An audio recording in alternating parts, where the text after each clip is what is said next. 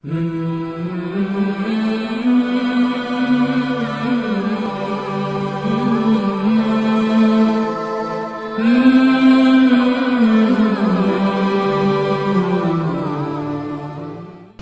Ibu hadirin yang saya hormati, hari berganti minggu, minggu pergi datanglah bulan. Satu hari dia lagi jalan nih, si preman nih, mantan preman nih, ngelihat perempuan cakep, kenalan, dibawa ke rumah, masuk ke kamar, hampir terjadi, mau zina lagi, hampir terjadi. Wong dia tegangan tinggi, hampir nyaris. Begitu mau terjadi, ingat, saya udah janji sama Rasulullah nggak mau bohong. Ntar kalau ketemu beliau saya ditanya kamu masih zina, nyautnya bagaimana? Nyautnya gimana? Kalau saya bilang iya, saya pasti kena hukum, udah Islam. Kalau saya bilang enggak, saya bohong. Padahal sudah janji nggak mau bohong. Perang ini iman sama syahwatnya. Kata syahwatnya, udah sikat.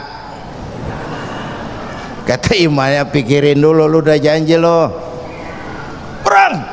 Akhirnya imannya menang. Dia bilang sama tuh perempuan, Mbak Yu, Mbak Yu,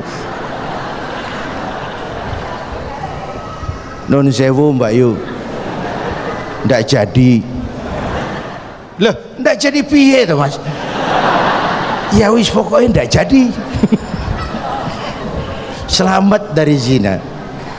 Lain hari mau mencuri, sudah madda yadahu, tangannya udah dijulurin. Ingat lagi, ntar kalau ketemu Nabi ditanya, lo masih nyolong nggak? Gimana nyautnya? Tiap kali mau berbuat jahat, tiap ingat janjinya. Tiap ingat janjinya, terhindar dari perbuatan jahat. Paling akhir dia datang menghadap Nabi, ya Rasul, apa?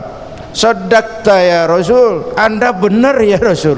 Kenapa? Yang Anda minta atuk, kedengarannya enteng, cuman pongkolnya saya nggak bekutik ya Rasul.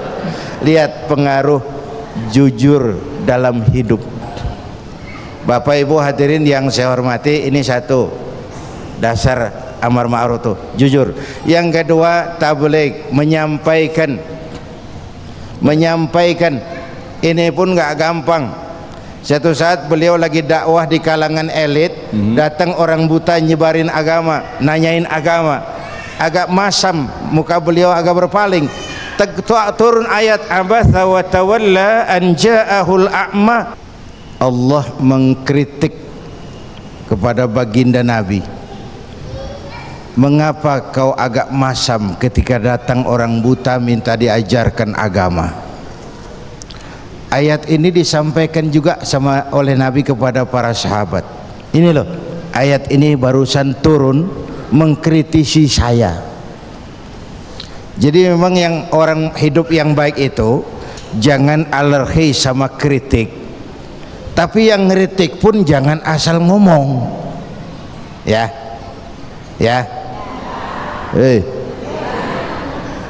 Orang jangan alergi sama yang namanya kritik, karena kritik itu yang sering membuat kita berpikir. Dikritik yang membuat kita dewasa, dikritik yang membuat kita jadi bijaksana. Pujian sering jadi racun. Walaupun sementara kita senang, ibu cantik loh bu, wah mekar hidungnya. Kritik yang membuat kita berpikir, kritik yang membuat kita dewasa, kritik yang membuat kita jadi bijak. Tapi yang ngeritik pun jangan asal ngejeblos. Saudara hadirin yang saya hormati, kita nggak bisa ngukur baju kita pakai badan orang lain. Ini tolong, ini bahasa bersayap. Jangan ngukur baju kita pakai badan orang lain, nggak sedang, ya, nggak sedang. Orang sering berada dalam sebuah situasi yang tidak semudah kita. Makanya Luqmanul Hakim pernah bilang sama anaknya, nak, kita nih kalau nggak punya prinsip bakal serba salah. Kok gitu pak? Ayo kita buktiin. Luqman keluar sama anaknya bawa seekor keledai kecil, dituntun berdua. lewat di tengah orang, orang pada ngomong anak sama bapak sama gobloknya, bawa keledai bukan ditaikin dituntun, tolol. Nah, kamu dengar nak? Iya Pak, sekali kita salah. Sekarang gimana Pak? Bapak yang naik, kamu jalan. Lewat lagi di tempat orang, orang ngomong lagi, bapak kagak tahu diri. Enak-enakan di atas keledai, anaknya disuruh jalan, tega sama anaknya. Kau dengar nak? Iya, 2 kali kita salah. Habis sekarang gimana Pak? Kamu yang naik, bapak jalan. Lewat lagi orang teriak lagi, anak durhaka. Bapaknya disuruh jalan, dia enak-enakan. Dengar nak? Iya Pak, 3 kali kita salah. Sekarang gimana Pak? Kita naikin berdua yuk. Naik berdua. Sampai di tempat orang banyak teriak lagi, anak sama bapak samanya ini, tidak punya peri kebinatangan.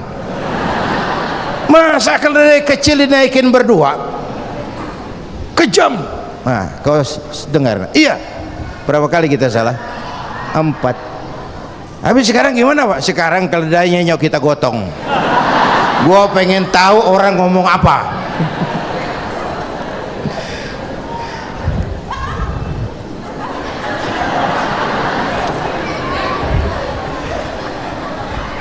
Begitulah Bapak Ibu hadirin, tanpa sebuah prinsip kita sering terombang-ambing. Makanya kita rakyat ini kudu punya filter.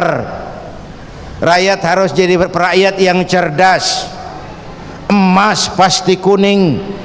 Ya, apa semua yang kuning pasti emas?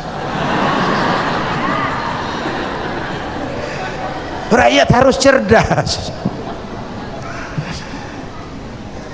Ini nyengir tapi mikir nih, ya. Saya dulu pernah mimpin partai politik. Dulu zaman jahiliyah. Belakangan saya menyadari politik memang bukan dunia saya. Walaupun partai politik perlu, tapi biarlah orang yang dunianya di situ saja yang mengurus politik.